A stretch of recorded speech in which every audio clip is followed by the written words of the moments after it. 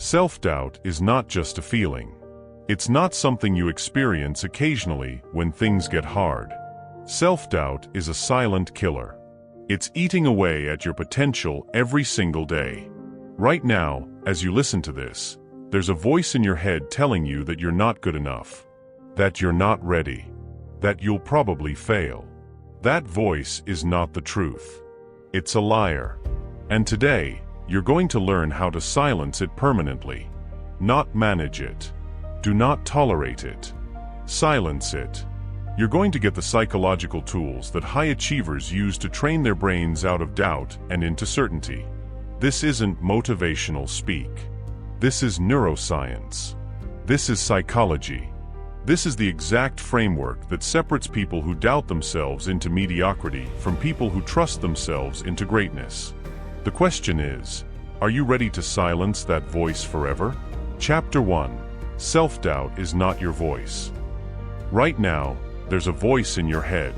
It's telling you something about yourself. It's telling you that you're not good enough, that you're going to fail, that you don't deserve success, that you're a fraud, that everyone will eventually figure you out. That voice feels like it's coming from you.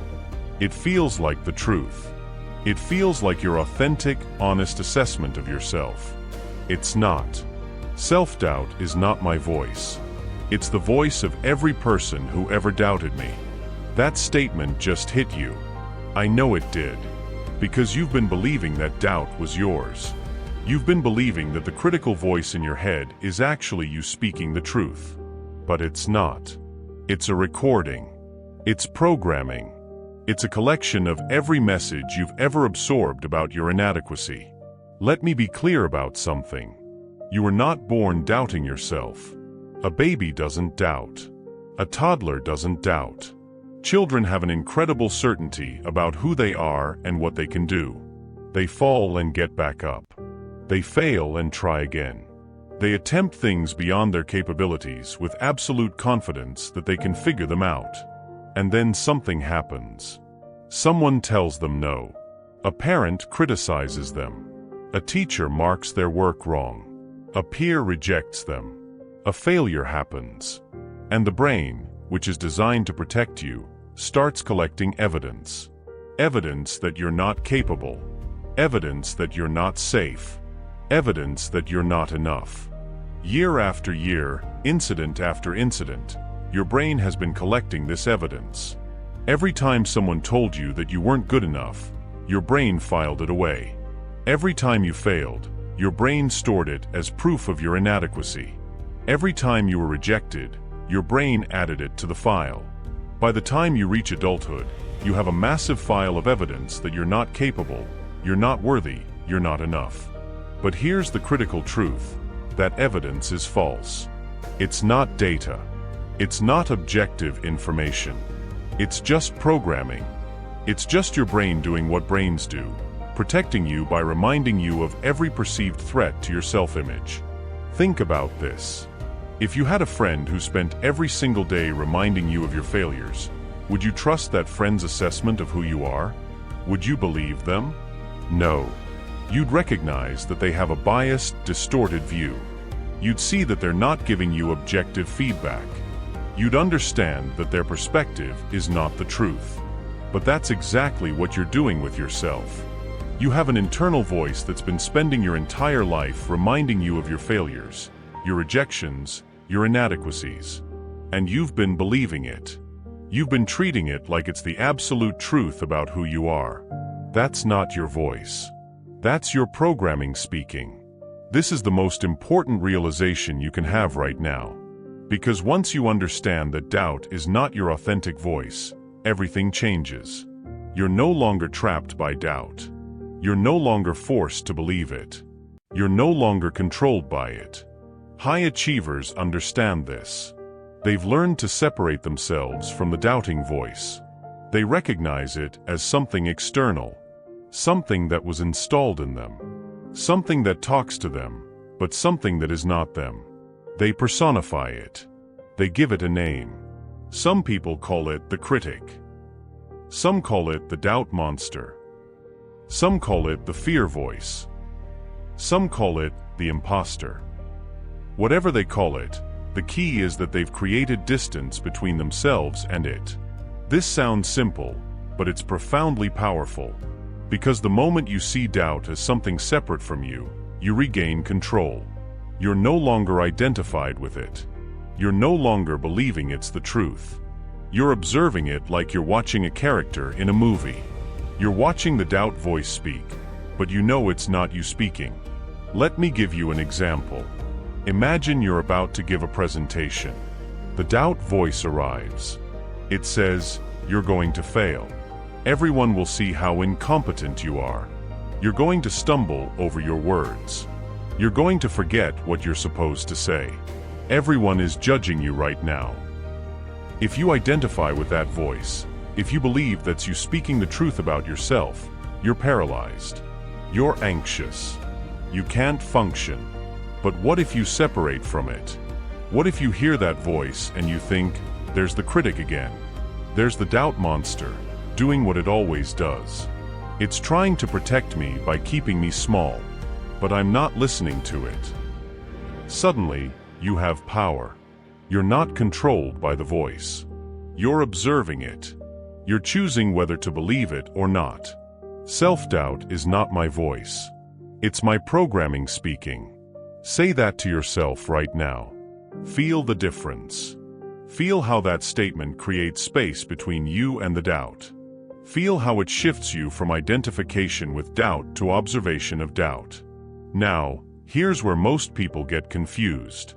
They think that just by understanding this, the doubting voice will disappear. It won't. The voice is still there. The programming is still running. But your relationship with it has changed. You're not controlled by it anymore. You're not believing it automatically anymore. The voice will still speak. But you'll recognize it as what it is, a messenger delivering old programming. Not the truth. Not your authentic assessment of yourself. Just noise. So here's a practical skill that high achievers have developed. They've learned to test their inner voice. They've learned to distinguish between real, useful doubt and false, paralyzing doubt. Real doubt, the kind that's actually useful, is calm. It's specific. It's actionable. It points you towards something you need to work on. It says, you don't have experience with public speaking. That's a real gap. What are you going to do about it? It's not attacking you. It's informing you. It's specific. And it offers direction. False doubt, the kind that's just your programming, is chaotic. It's global. It's paralyzing. It doesn't point you toward anything specific. It just attacks your entire identity. It says, you're not good enough. You're a fraud. Everyone will figure you out. You're fundamentally broken. It's vague. It's total. It's designed to shut you down. Once you can distinguish between these two, you've regained control. Because you can listen to real doubt, the kind that actually teaches you something, and dismiss false doubt, the kind that just tries to keep you small. Let me be direct with you. The doubt voice in your head right now, the one that's been telling you that you're not enough, that's false doubt. That's your programming. That's not the truth about who you are. You have a choice right now. You can continue believing that voice. You can continue identifying with it as if it's your authentic assessment of yourself. Or you can separate from it. You can recognize it for what it is, a recording, a program, a collection of outdated messages that were installed in you by people who had their own doubts and limitations. The people who installed this programming into you, they weren't objective. They weren't giving you accurate information about your capability. They were just passing down their own fears, their own limitations, their own doubts. And you don't have to keep playing that recording. You don't have to keep listening to their voice in your head. You can recognize it. You can observe it. And you can choose not to believe it. This is not about positive thinking. This is not about denial. This is about recognizing what's actually happening in your brain. Your brain has been looping the same doubt message for years. And you've been believing it because it's so familiar, because it's been playing so long, because it sounds like you.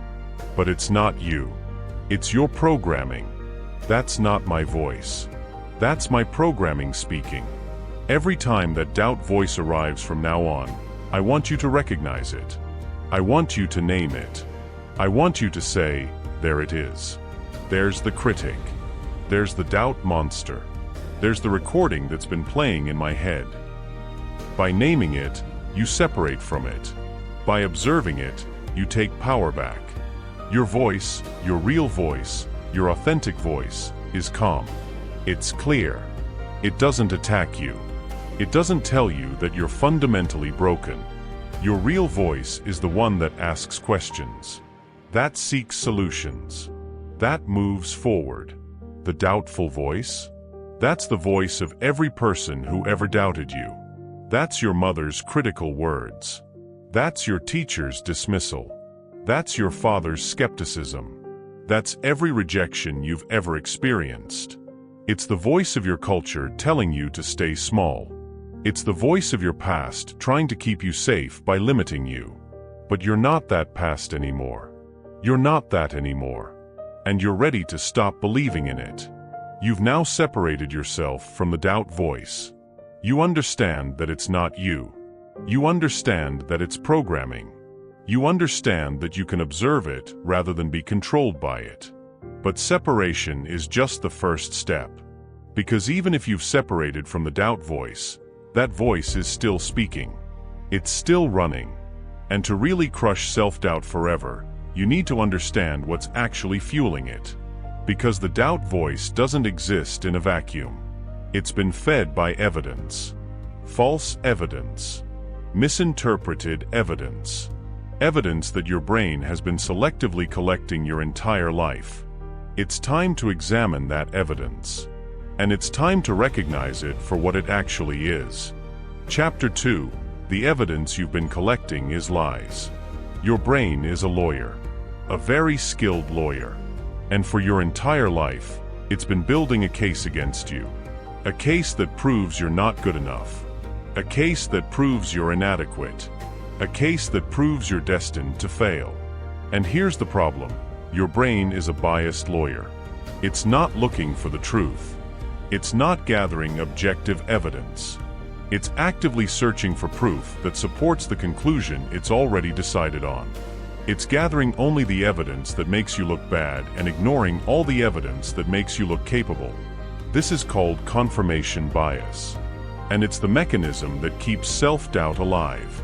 My brain has been collecting evidence of my failure while ignoring evidence of my success. That's not the truth. That's just my programming. Think about this. You had a meeting at work. You made 10 good points and stumbled on one. What does your brain remember? The stumble. Your brain records that failure. Your brain files it away as evidence that you're not articulate, that you're not prepared, that you can't handle pressure. Meanwhile, your brain completely ignores the 10 good points. Your brain doesn't record those as evidence of your capability. It dismisses them. It says, anyone could have made those points. Your brain only counts the failures. You apply for something you want. You don't get it. Your brain immediately files that rejection as evidence that you're not qualified, that you don't have what it takes, that you'll never be good enough. Your brain doesn't remind you of the other opportunities you have received. Your brain doesn't remind you of the times you were chosen. Your brain only counts the rejections. You try something new, and you're not immediately great at it. Your brain uses that as evidence that you don't have talent, that you're not naturally gifted, that you should quit. Your brain ignores the fact that nobody is immediately great at new things. Your brain ignores all the other areas where you've developed skill through practice.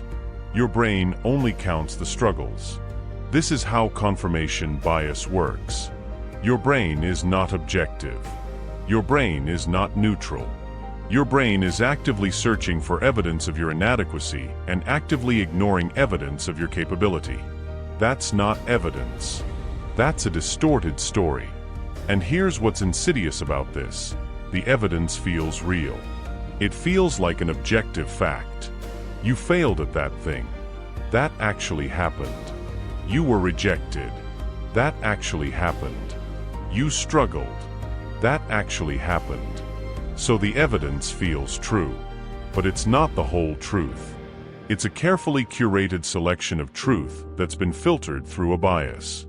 It's like showing you only the rainy days from the past year and then concluding that it rains every single day. The data points are real, but the conclusion is false because I've hidden all the sunny days. That's what your brain has been doing with you. It's showing you only the failures and concluding that you're a failure. It's showing you only the rejections and concluding that you're unlovable. It's showing you only the struggles and concluding that you're incapable. High achievers understand this. They understand that their brain cannot be trusted as an objective observer. So they do something that ordinary people never do. They actively collect positive evidence. They keep a record of their accomplishments. They document their wins. They save their compliments. They remind themselves of the times they succeeded. Not to be arrogant, not to be delusional, but to balance the equation. Because their brains are biased toward failure. So they deliberately counterbalance that bias with a collection of their successes. Let me give you a real-world example. Serena Williams is arguably the greatest tennis player of all time. But she still experiences self-doubt. She still has a voice in her head telling her that she's not good enough. But she has a practice. She keeps a list of her accomplishments. And when self-doubt arrives, she doesn't fight it. She reviews the list. She reminds herself of what she's actually done. She looks at the evidence of her capability. This is not denial. This is not arrogance. This is correcting for the bias in her brain. This counters the lie her brain has been telling her with the truth. I am choosing to remember what I've done right, not just what I've done wrong. That's the shift. That's the practice. Your brain will continue to be biased. Your brain will continue to record failures and ignore successes. But you don't have to accept that distorted view as the truth. You can actively collect counter-evidence. So here's what I want you to do. Write down your accomplishments. Not the huge ones necessarily. Just the things you've done. The times you succeeded. The problems you solved. The people you helped. The goals you achieved. The skills you developed. The times you were chosen. The compliments you received. Your brain has been deleting this evidence. But it's real. It happened. And it's just as true as the failures your brain has been recording. Let me ask you something specific. How many times have you failed? You probably have a number. Your brain probably knows exactly how many times you failed because it records those religiously. But how many times have you succeeded? Can you answer that as quickly? Most people can't. Because their brains haven't been recording the successes with the same care. That imbalance is the problem. That imbalance is what feeds self-doubt. My brain is collecting evidence of my inadequacy while ignoring evidence of my capability. You have a choice right now. You can continue accepting the biased narrative that your brain is feeding you. You can continue believing that the failures define you and the successes are flukes. Or you can actively correct for the bias. Now, here's where most people get stuck. They think that if they just collect positive evidence, they'll believe it. But that's not how this works. Your brain is not going to suddenly believe that you're capable just because you write down some wins. Your brain has years of programming that says you're not enough. A list doesn't override that. But here's what the list does. It gives you ammunition. It gives you counter-evidence. When the doubt voice arrives and says, "You're going to fail," you don't have to argue with it. You can pull out your evidence and say, "Actually, here are the times I succeeded. Here are the times I handled difficulty. Here are the times I overcame challenges." This is not denial. This is accuracy. Your brain has been giving you inaccurate information by selectively showing you only failures. The list of successes is bringing you closer to the truth. That's not the full truth. That's just the half of the truth that my brain wants me to see. And once you see both halves, you get closer to what's actually real. You're not a failure. You're not an unqualified fraud who will be exposed. You're a human being who has succeeded sometimes and failed sometimes. That's the actual truth. Now, let me be direct about something. This is not about positive delusion. This is about correcting a negative delusion. Your brain has been lying to you by showing you only the failures. The truth is more complex. The truth includes both your struggles and your strengths. The truth includes both your failures and your successes. And the moment you start collecting that full picture, something shifts. The doubt voice loses some of its power. Because the doubt voice relies on the lie that you're fundamentally broken. But if you're looking at actual evidence of your capability, the doubt voice can't hold on as strongly. Here's a practice I want you to do this week. Get a piece of paper or open a document and write down 20 things you've done in your life. 20 accomplishments. 20 moments where you succeeded. 20 things you're capable of. They don't have to be huge. I learned how to cook. I raised a healthy child. I completed a project. I solved a problem. I helped someone. I persisted when it was hard. 20 things. That's it. Once you have that list, I want you to read it. I want you to see the evidence of your actual capability. Your brain will resist this. Your brain is going to tell you that these accomplishments don't count, that they're not impressive enough, that anyone could have done them. That's your biased brain trying to keep the narrative that you're not good enough. Don't believe it. That's the programming talking. That's the confirmation bias protecting itself. I am looking at the actual evidence, not the curated evidence. The actual evidence is this: you have succeeded. You have overcome challenges. You have done things you didn't think you could. You have been capable. You have earned compliments. You have accomplished things. That's not a lie. That's the truth that your brain has been hiding from you. Now that you understand that the evidence against you is false, now that you understand that your brain has been building a biased case against you, you're ready for the most powerful shift in this entire audiobook. Because here's the thing, understanding that your evidence is false is one thing, but actually believing that you can rewire your brain is something completely different. And that's what we're going to tackle next. Because your brain is not fixed. Your brain is not locked into doubt. Your brain can change. Chapter 3. Your brain can be reprogrammed. Right now, you're operating with a brain that's been wired toward doubt. For years, maybe decades, your brain has been running the same program. The doubt program. And you think that's just how you are. You think that's fixed. You think that's who you're destined to be. You're wrong.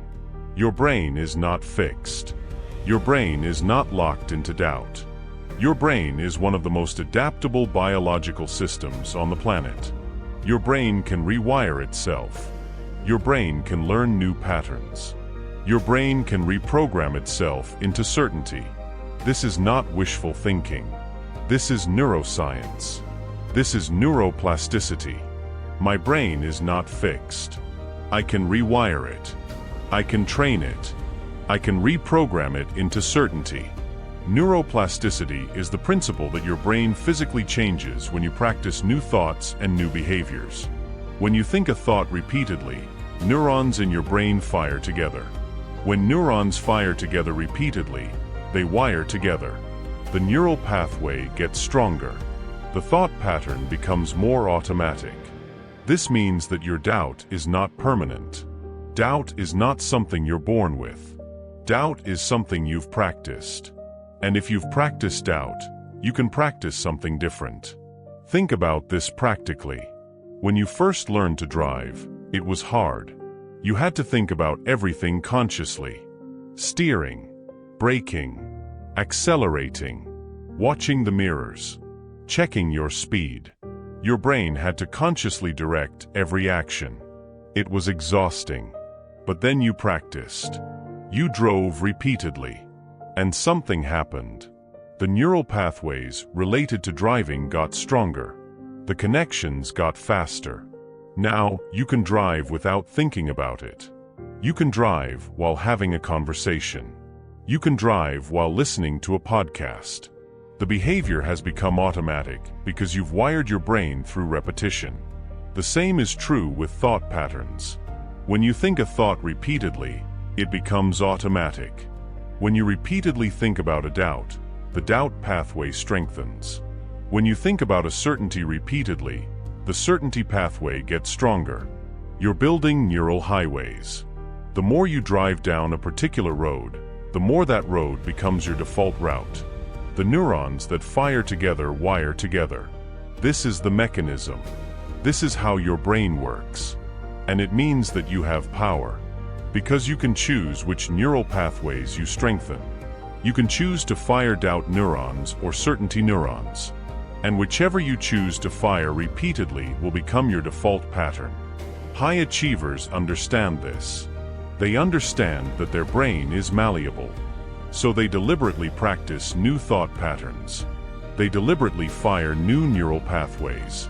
They deliberately reprogram their brain away from doubt and toward certainty. But here's the key: it requires repetition. You cannot rewire your brain with a single positive thought, just like you cannot become a good driver by driving once. You have to practice.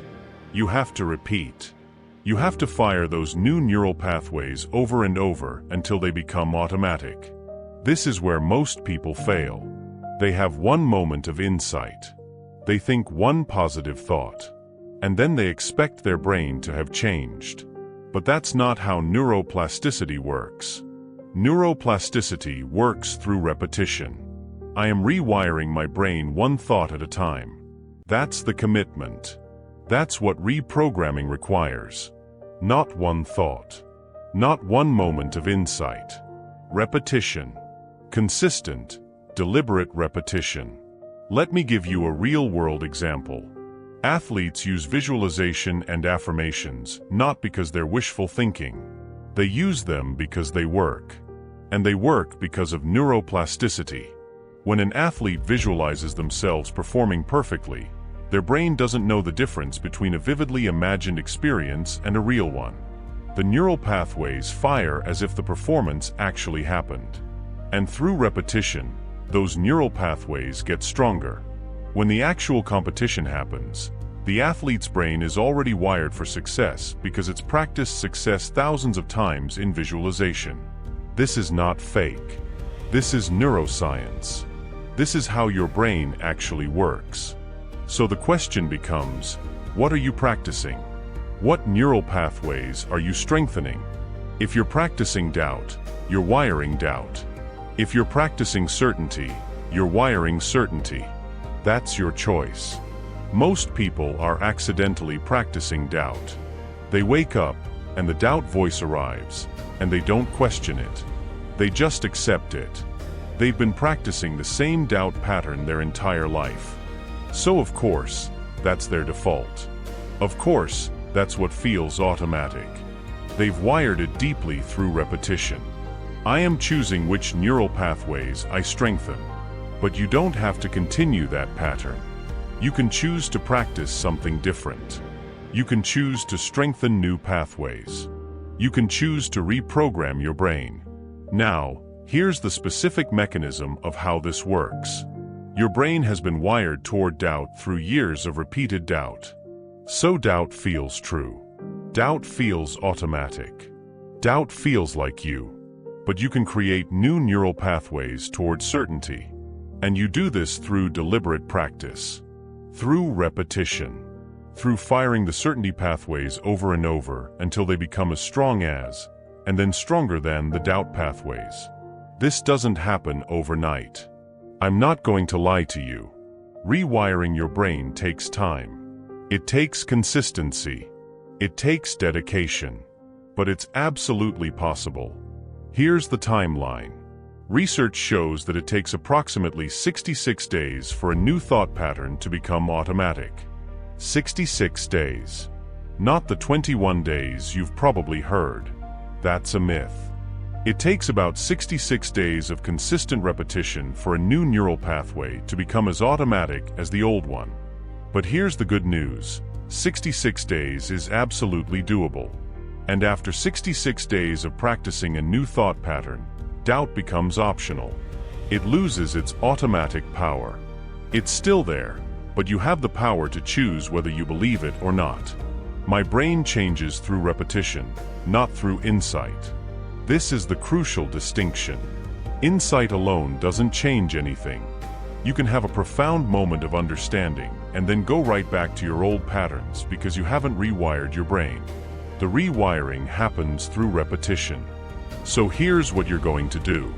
You're going to identify the core doubt statement that haunts you, the one that plays on repeat. I'm not good enough. I'm a fraud. I don't deserve success. I'll never be capable. Whatever it is. Then, you're going to create the opposite certainty statement. I am capable. I am worthy. I deserve success. I can learn and grow. Something that directly contradicts the doubt. Then, you're going to repeat that certainty statement every single day. Not because you believe it yet, but because you're rewiring your brain. You're firing the certainty pathway. You're building a new neural highway. And you're going to do this for 66 days. Not 21. Not 30. 66 days. Because that's what the research shows it takes for the new pattern to become automatic. After 66 days, something shifts. The certainty statement becomes more automatic. The doubt becomes less automatic. You've literally rewired your brain. You've built a new neural pathway that's now strong enough to compete with the old one. I commit to 66 days of reprogramming. This is not about positive thinking overriding reality. This is about building new neural pathways through repetition. This is about using the actual mechanisms of your brain to rewire yourself towards certainty. And yes, the doubt will still arrive sometimes. But it will arrive as a weak signal instead of a dominant voice. It will arrive, and you'll recognize it as old programming instead of believing it to be the truth. You'll have the power to choose whether to listen. This is the power of neuroplasticity. This is the power of understanding how your brain actually works. Your brain is not your enemy. Your brain is not fixed. Your brain is a tool that you can reprogram. And reprogramming happens through deliberate repetition. Now you understand that you can rewire your brain. Now you understand that doubt is not permanent. Now you understand that you have the power to build new neural pathways. But here's what most people still get wrong. They think that once they start rewiring their brain, all they have to do is focus internally. They think the battle is in their mind. But there's another battle. And this one is just as important. It's the battle against comparison. Because no matter how much you rewire your brain towards certainty, comparison can undo all of that progress. Chapter 4. Compare yourself to who you were yesterday, not to others. You're scrolling through social media. You see someone who seems to have it all figured out.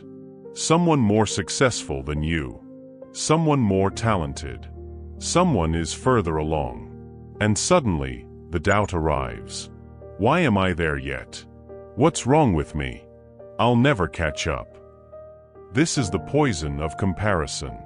And it's the most efficient mechanism for delivering doubt ever created. The moment you start comparing yourself to others, you activate doubt. Comparison is a race with no finish line. The only way to win is to stop running. Think about this logically. When you compare yourself to someone else, you're comparing your beginning to their middle. You're comparing your reality to their highlight reel. You're comparing your struggles to their victories. The comparison is completely unfair. It's completely skewed. And it will always make you look bad. But more importantly, comparison is a comparison to an external standard. You're measuring yourself against someone else's life, someone else's body, someone else's success, someone else's timeline. And since everyone else's life is different from yours, you will never win that comparison. You'll always be failing at being them. High achievers understand something crucial. They don't compare themselves to others. They compare themselves to who they were yesterday. I am not comparing myself to their highlight reel. I am comparing myself to my progress. Yesterday me versus today me. That's the only comparison that matters. This is the fundamental shift. This is how you escape the comparison trap. Let me be specific about why comparison is so destructive. When you compare yourself to others, you're activating the doubt voice. You're feeding it evidence. Look, the doubt voice says, there are people way ahead of you. You're falling behind. You don't have what it takes to catch up.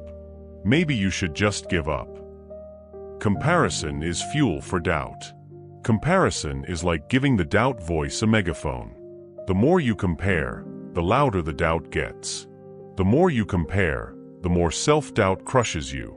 But when you compare yourself to who you were yesterday, you're not activating doubt.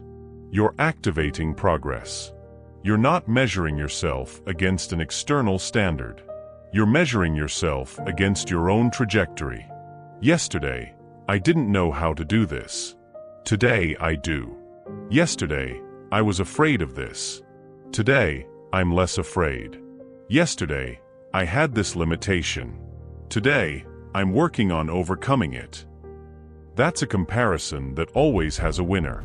That's a comparison you can always win. Because you're competing against yourself. And you have the power to improve. Let me give you a real-world example. Olympic athletes don't spend their time comparing themselves to other athletes. They spend their time comparing their current performance to their personal best. That's what drives them. Not jealousy. Not competition. Not trying to beat someone else, but trying to beat their own record. And this creates a completely different psychology. Instead of "I'll never be as good as that person," the athlete thinks, "I can be better than I was yesterday." Instead of despair, there's ambition. Instead of defeat, there's motivation.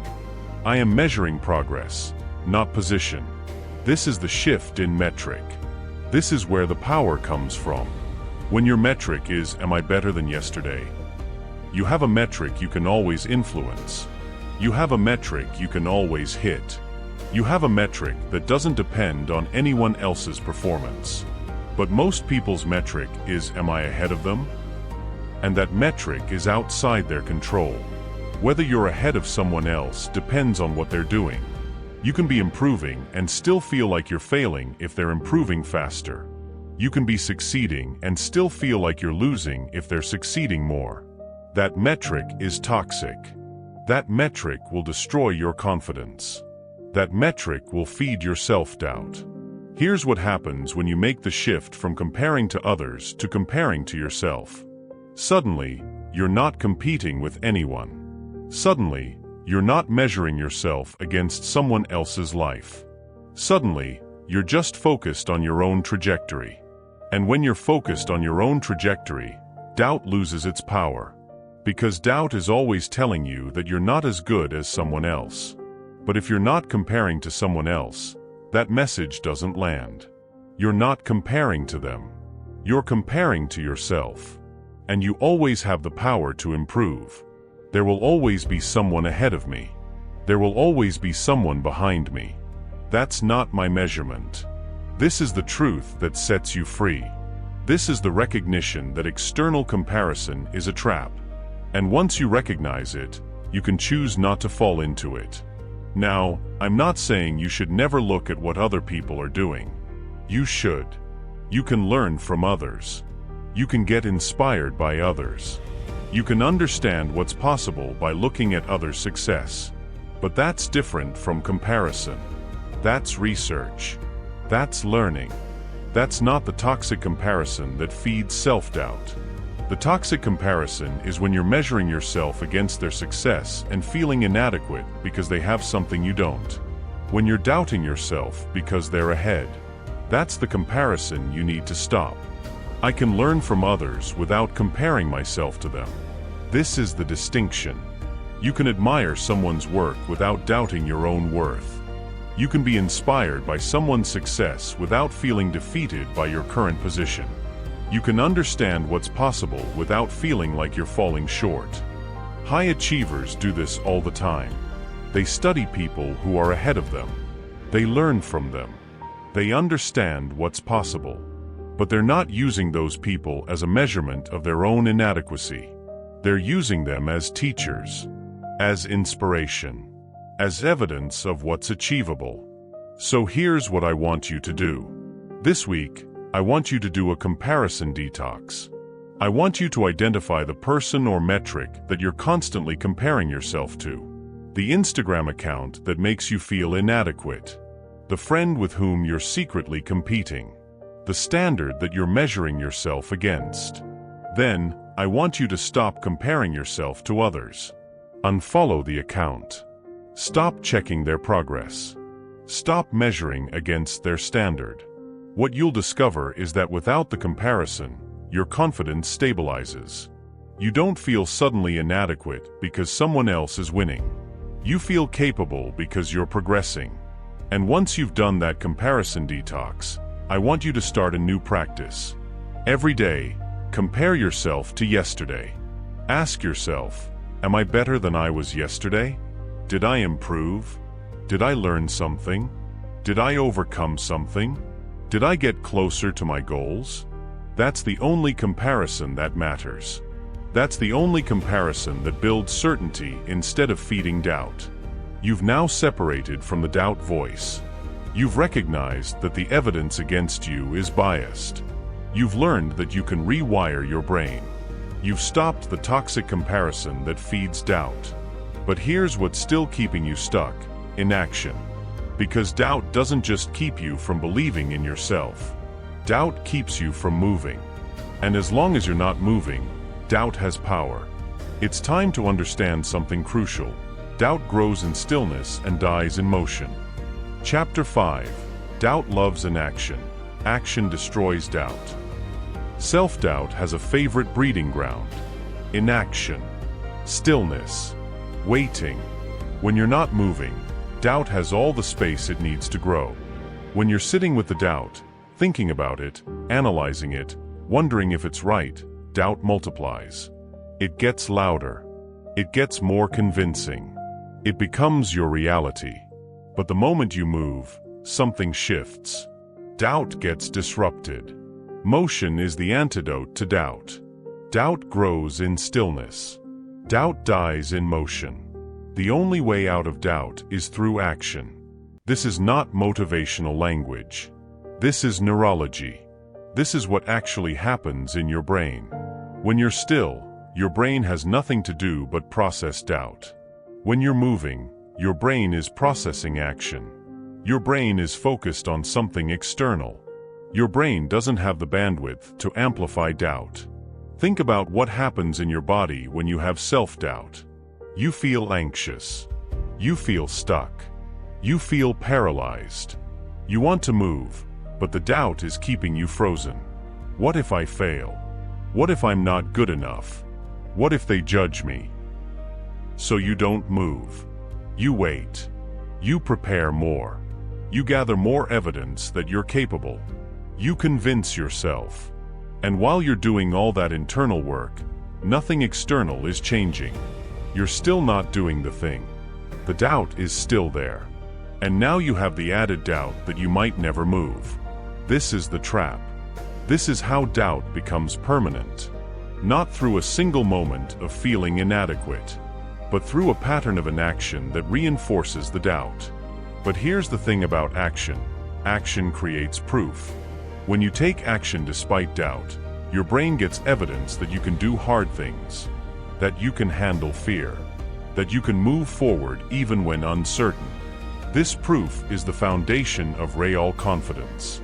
Not the confidence that says, I know I'll succeed, but the confidence that says, I can handle whatever happens. I don't need confidence to start. I need action to build confidence. This is the reversal. This is the truth that most people get backward. Most people think, first, I gain confidence, then I take action. Wrong. You take action first. You gain confidence through action. The confidence is the result, not the requirement. Let me give you a real-world example.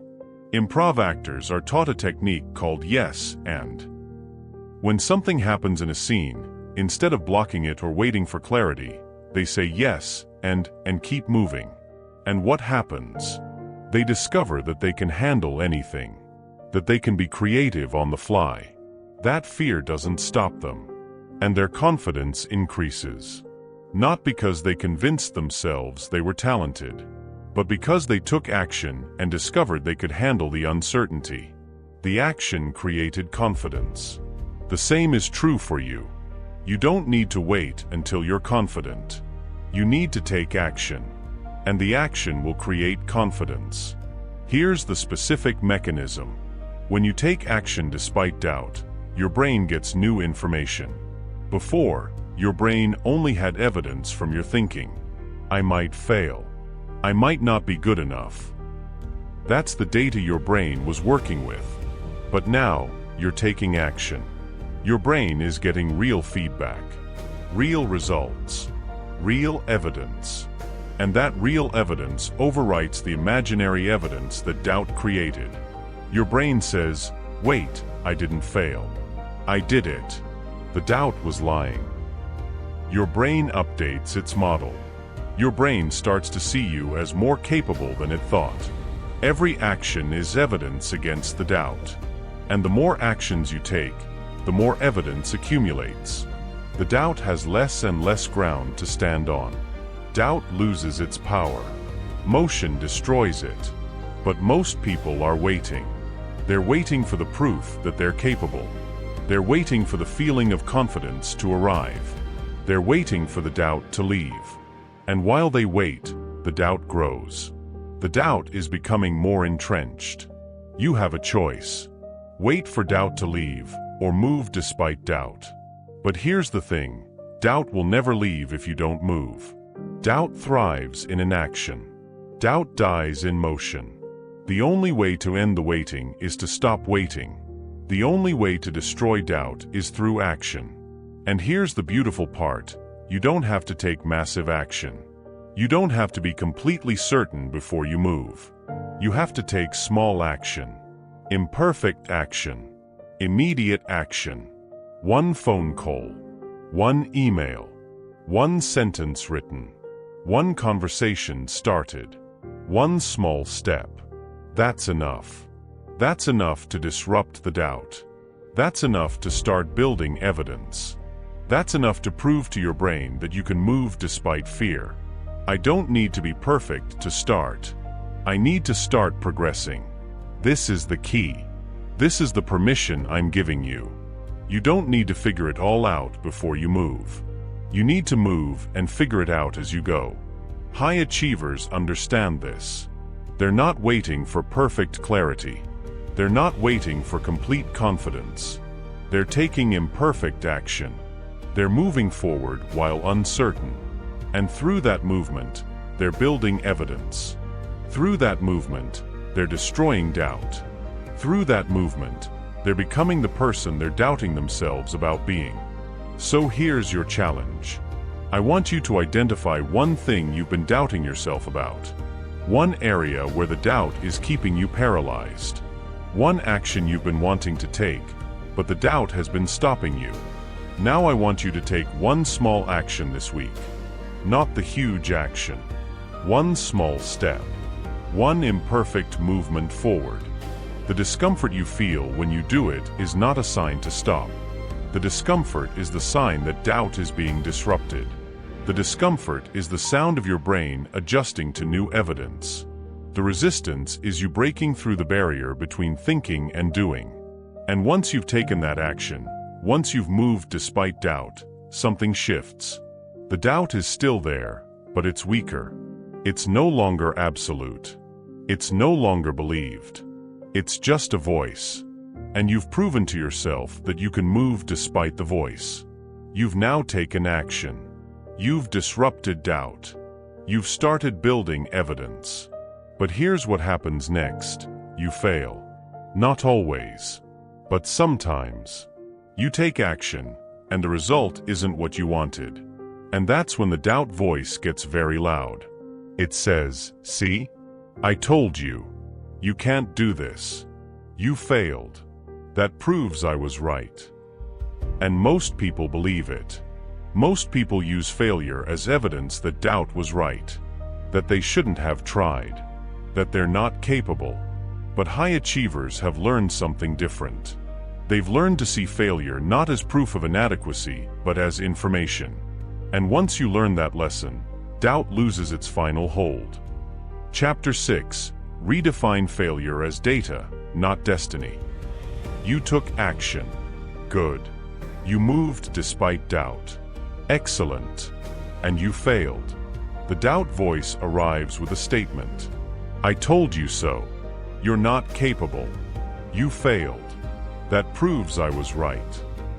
And this is where most people stop moving. Because they interpret failure as confirmation that their doubt was correct, they see it as their destiny. They interpret failure as proof of inadequacy. But this interpretation is a choice. And it's the wrong choice. Failure is not proof of inadequacy. Failure is data. It's information. It's feedback. Think about this. A scientist conducts an experiment. The experiment fails. The outcome is not what they expected. What does the scientist do? They don't say, "I'm a failure. I should give up science." They say, "Interesting. That's not what I predicted. What can I learn from this? What does this tell me about the system?" Failure, to a scientist, is valuable data. Failure is information about how systems work. Failure is feedback about their hypothesis. Failure is not personal. It's impersonal information. You need to become a scientist about your own life. When you fail, you need to ask, "What can I learn? What does this tell me? What will I do differently next time?" Not, "What does this say about me as a person?" I don't see failure. I see information. This reframe changes everything. Because the moment you stop interpreting failure as a verdict on your worth and start interpreting it as feedback, failure loses its power to destroy doubt. Let me give you a real-world example. Thomas Edison failed 10,000 times before he invented the light bulb. 10,000 times. Imagine if Edison had interpreted each failure as proof that he was incapable. He would have quit after 100 failures. He would have quit after 1,000 failures. But Edison didn't interpret failure that way. Edison said, "I haven't failed. I've just discovered 10,000 ways that don't work." He treated each failure as information, as data, as a step closer to the solution. And because he had this relationship with failure, he was able to persist. He was able to keep moving. He eventually discovered the light bulb. That's the power of redefining failure. That's the power of seeing failure as information instead of a verdict. But here's what most people do. They have a setback. They fail. And they immediately conclude something about themselves. I'm not talented. I'm not smart. I'm not capable. They take impersonal information and make it personal. This is the mechanism of doubt. This is how doubt uses failure to become stronger. But you don't have to do this. You can choose a different interpretation. You can choose to extract the learning from failure instead of the verdict. Every failure teaches me something valuable about what doesn't work. So here's the practice. The next time you fail, and you will fail, I want you to do something specific. I want you to ask, "What just happened?" Not "What does this say about me?" But "What did I learn? What went wrong? What will I do differently next time? What did I discover?" Extract the learning. That's where the value is. That's where the growth is. And that's where the power is to move past doubt. Because when you extract learning from failure, failure doesn't strengthen doubt. Failure weakens doubt. Because failure becomes evidence that you can survive difficulty, that you can handle setbacks, that you can learn and adapt. High achievers have mastered this. They actually get excited about failure because they know what it means. They're about to learn something valuable. They're about to get feedback that will make them better. They're getting closer to success by eliminating paths that don't work. But I need to be clear about something. This doesn't mean that failure is actually a good thing. Failure still sucks. Failure is still painful. Failure is still disappointing.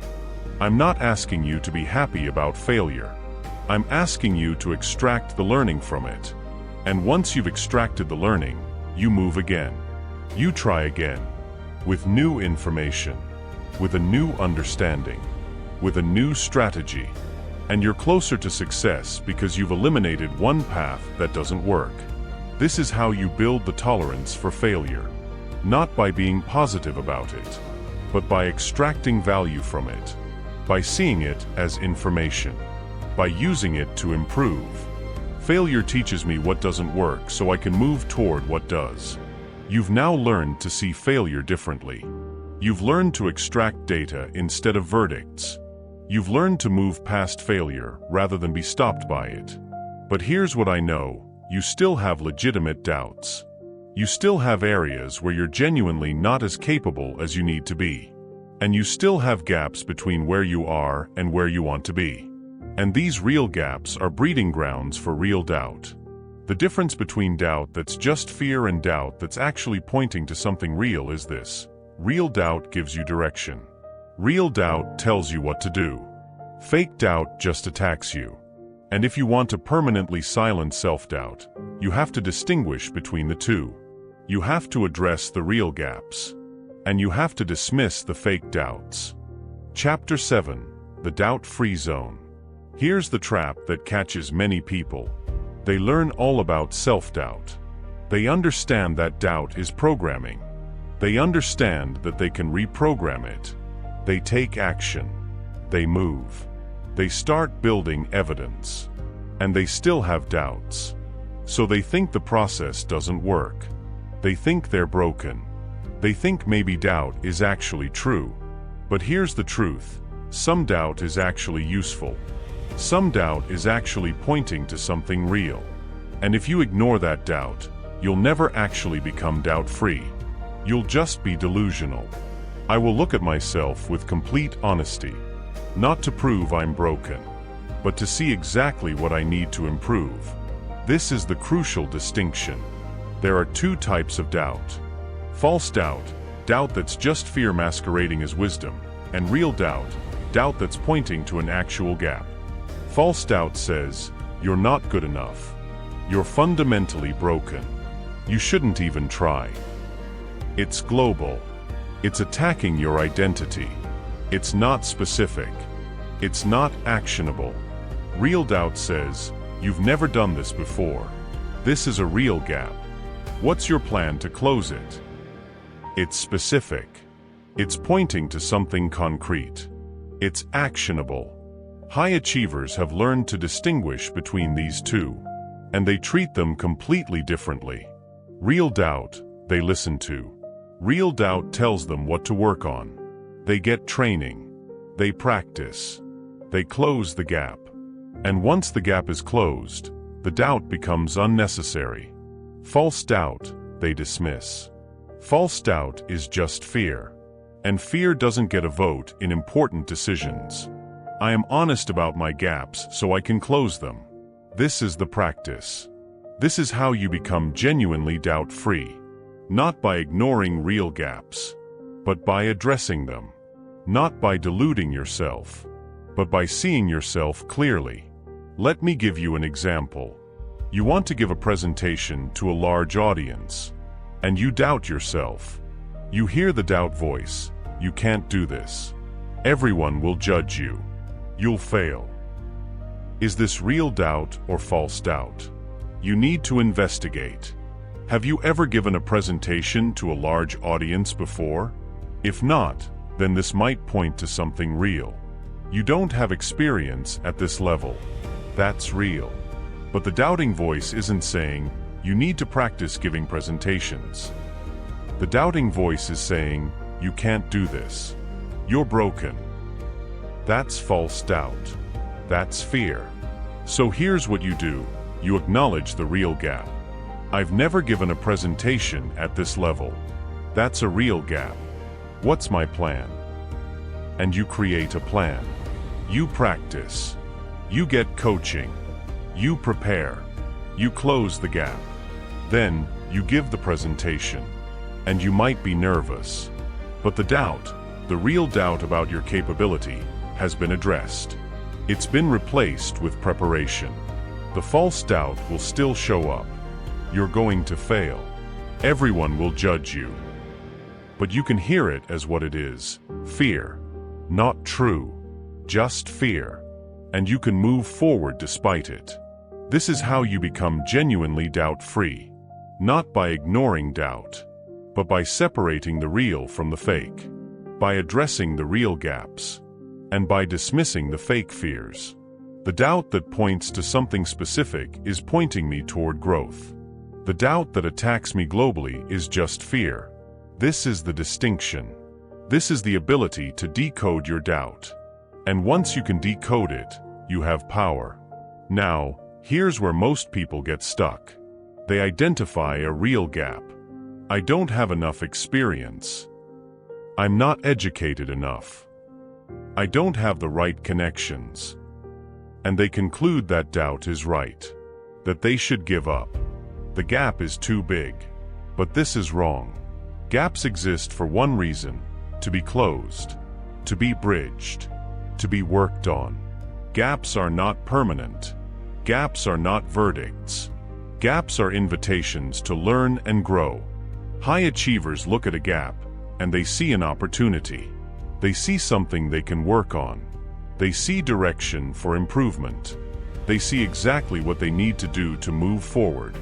I don't fear my gaps. I address them. This is the confidence that's not arrogant. This is the confidence that's rooted in honesty. I know I have gaps. I know I'm not perfect.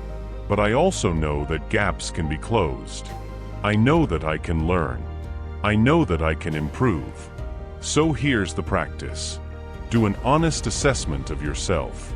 In the area where you're doubting yourself, what are your actual weaknesses?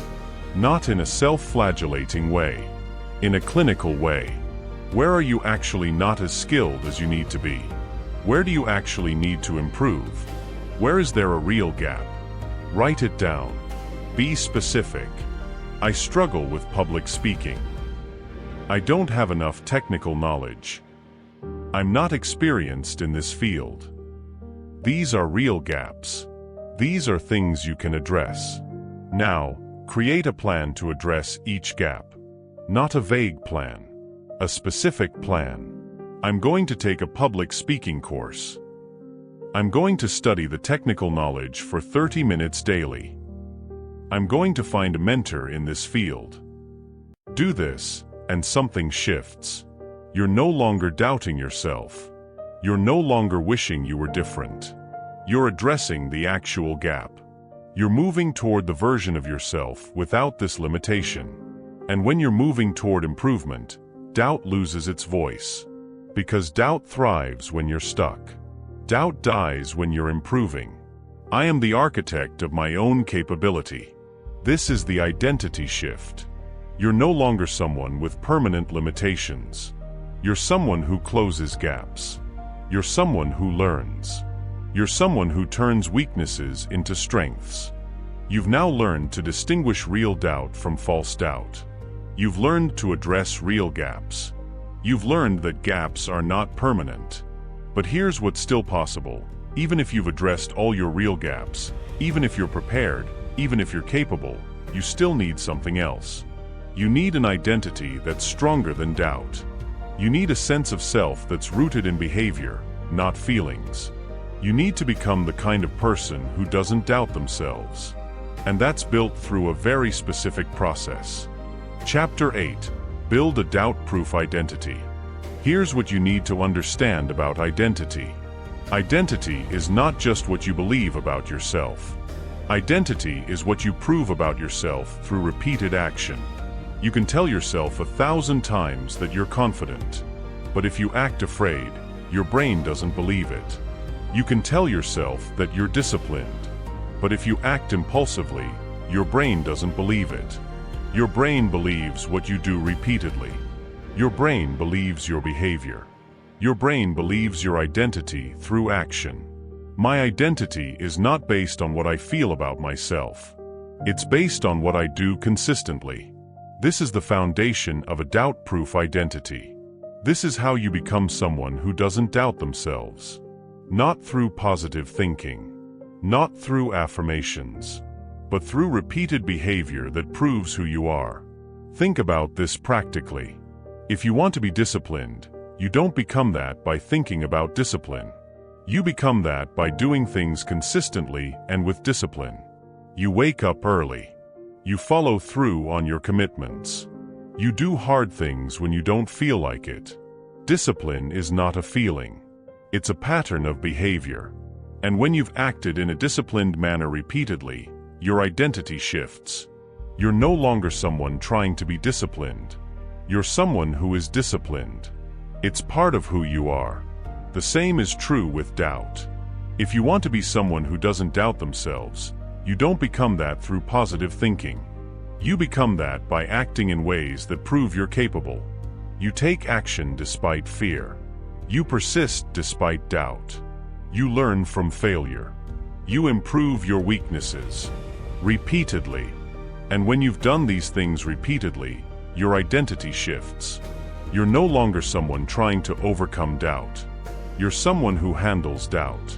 You're someone who persists. You're someone who learns. You're someone who grows. I am building my identity through my actions, not my thoughts. This is the process. This is how you create an identity that's stronger than doubt.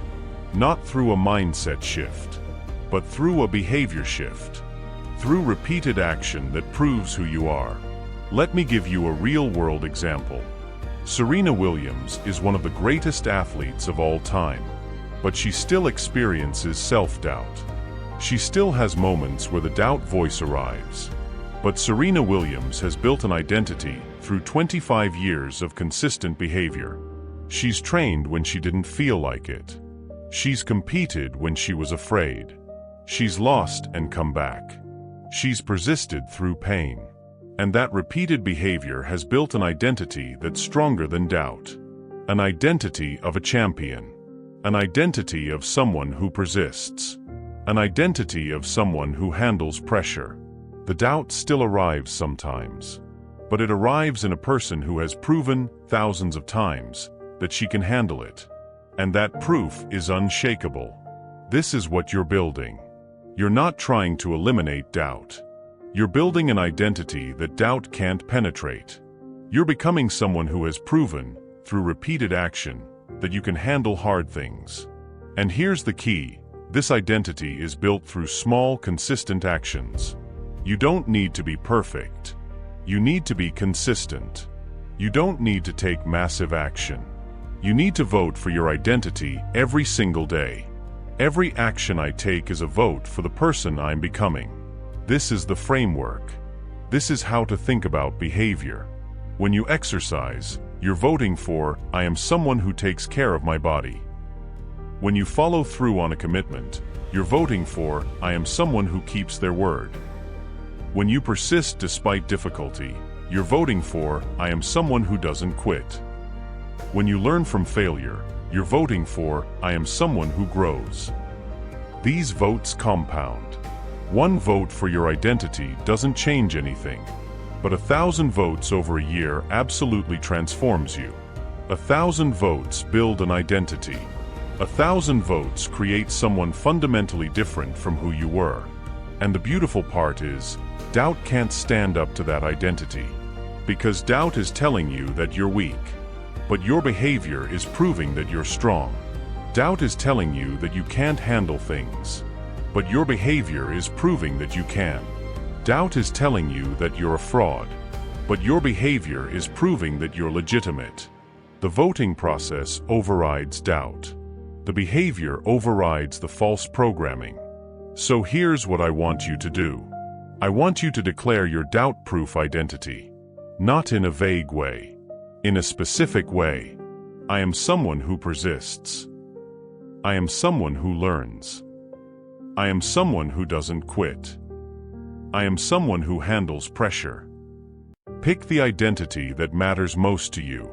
Now, every single day, vote for that identity. One small action. One consistent behavior that proves who you're becoming. If your identity is I am someone who persists, then do one thing today that requires persistence. If your identity is I am someone who learns, then learn one thing today. If your identity is I am someone who handles pressure, then do one thing that challenges you. Small actions, but consistent. Day after day, week after week, month after month. And what you'll discover is that over time, you become that person. The identity is not a thought. It's not something you say. It's something you've proven through thousands of small actions. And that identity is doubt-proof. Because doubt can't attack who you've proven yourself to be. You've now built an identity that's stronger than doubt. You've voted for yourself through repeated action. You've become someone who persists, who learns, who grows. But here's what will happen. You'll be in an environment where doubt is amplified. You'll be around people who doubt you. Or you'll be consuming information that feeds doubt. And all of your progress will start to erode. Because the environment is powerful. And if your environment is feeding doubt, no amount of personal identity work will be enough. You need to surround yourself with people who strengthen your certainty. You need to be in a community that believes in growth.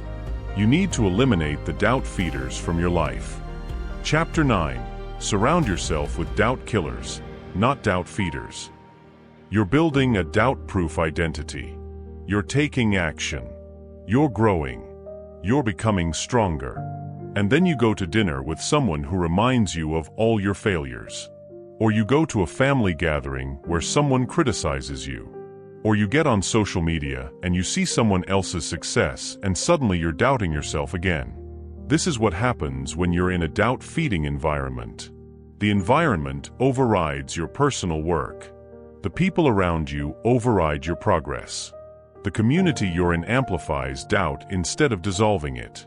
I cannot doubt myself while surrounded by people who believe in me. I will choose my community accordingly. This is not optional.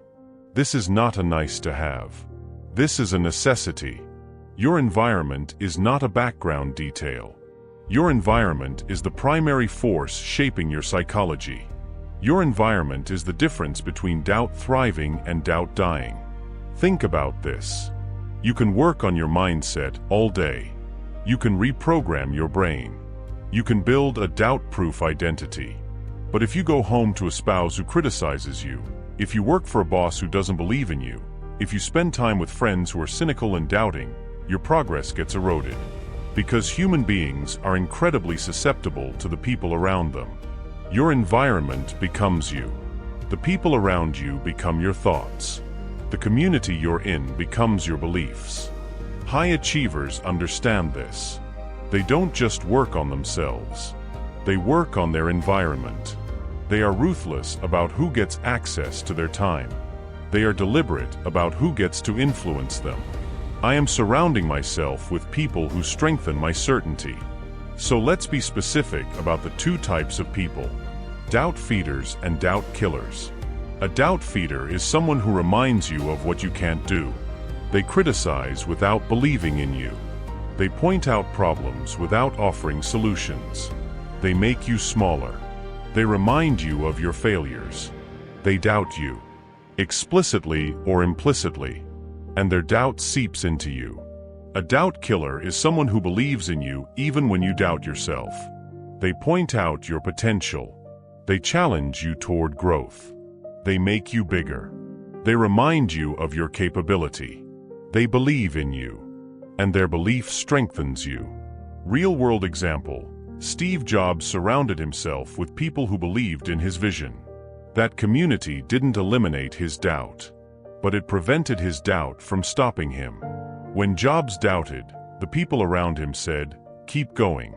We believe in you." That community was a doubt killer. Conversely, many talented people are surrounded by doubt feeders. Family members who said they'd never be successful. Peers who criticized them. Communities that doubted them. And that environment amplified doubt. Eventually, the doubt was so strong that it stopped them. I will reduce exposure to doubt feeders and increase exposure to doubt killers.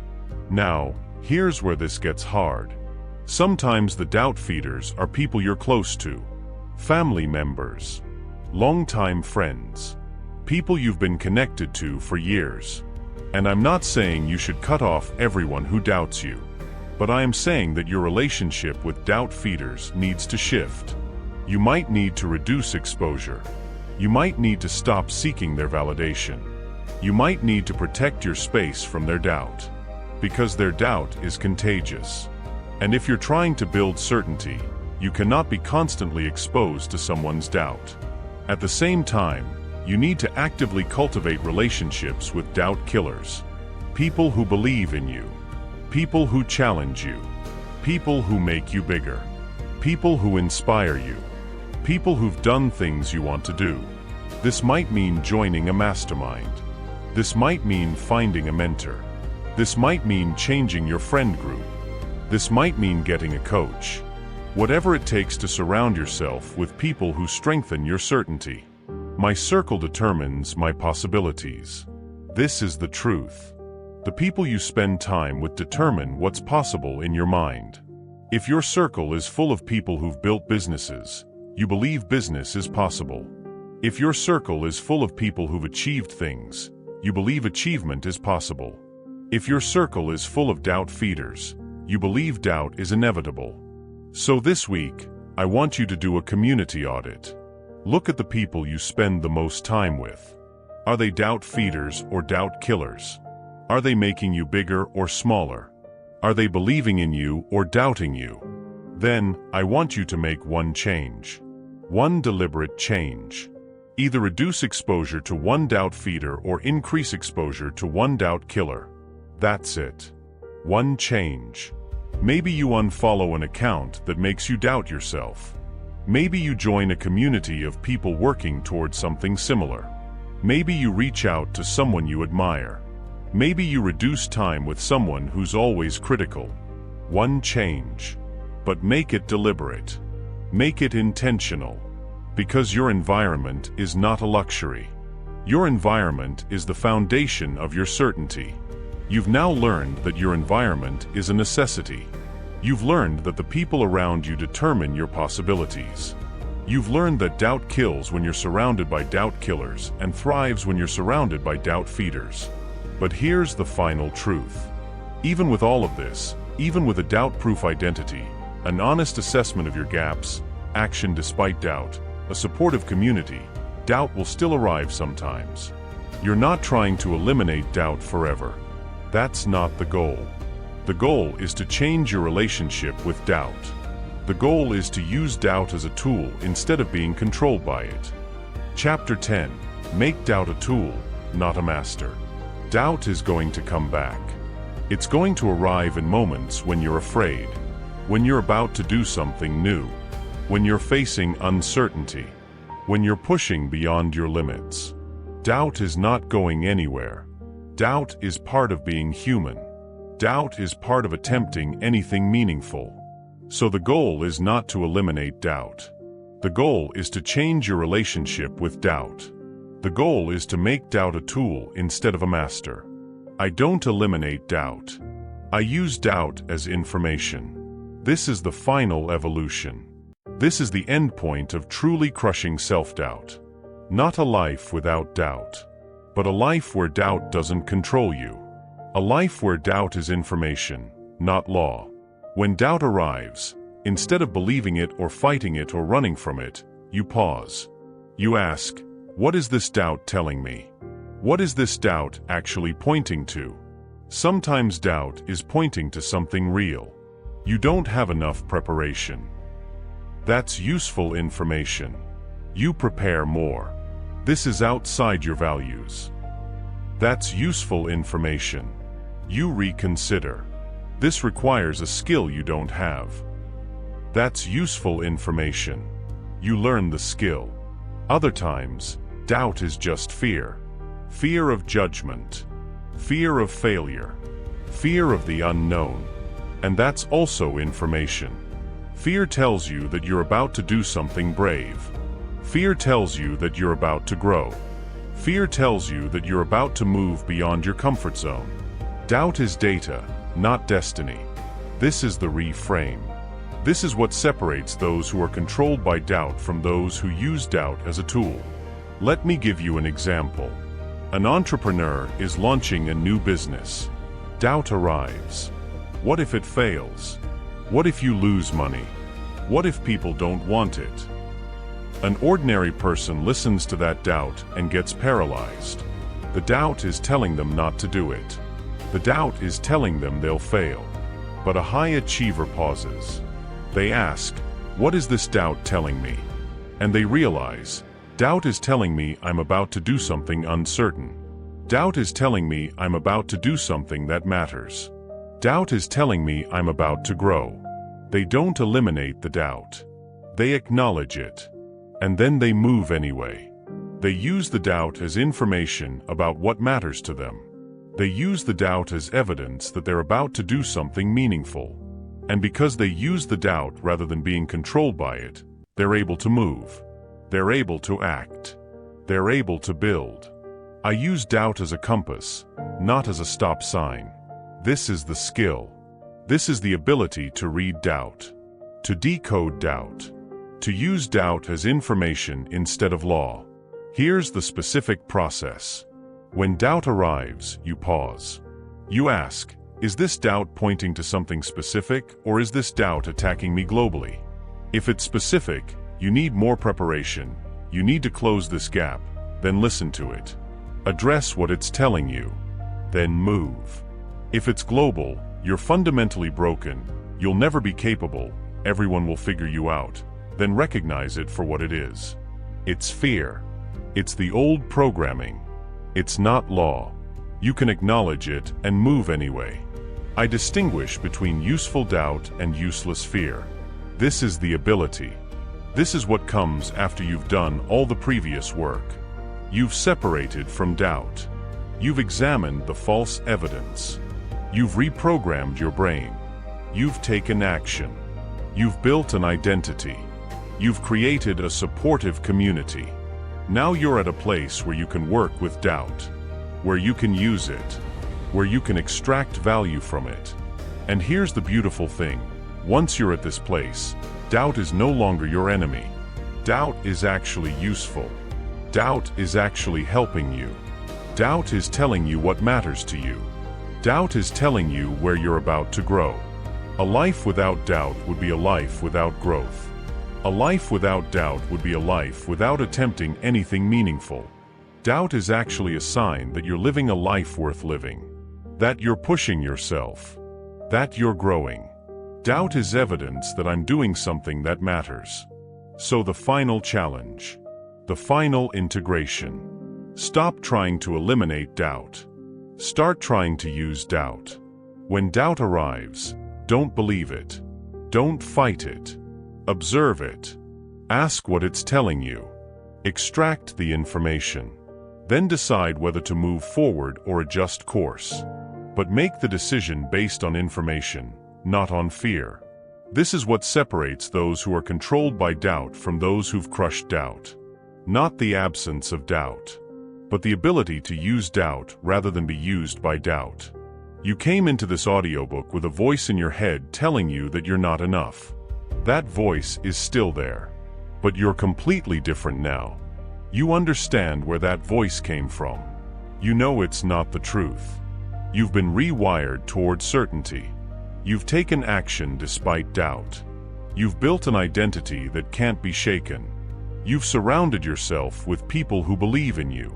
And now you know how to use doubt as a tool instead of being controlled by it. The doubt will never completely disappear, but it's no longer your master. It's your tool. And with that shift, you've crushed self-doubt forever. Not by eliminating it, but by making it irrelevant to your decisions. You're no longer someone who is controlled by self-doubt. You're someone who uses doubt as information and builds your life anyway. You came into this audiobook with a voice in your head telling you that you're not good enough. That voice is still there. But you're different now. You understand where that voice came from. You know it's not the truth. You know your brain has been collecting lies, not evidence. You know your brain can be reprogrammed.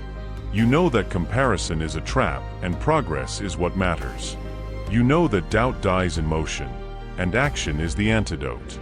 You know that failure is data, not destiny. You know that honesty about gaps removes the power of doubt.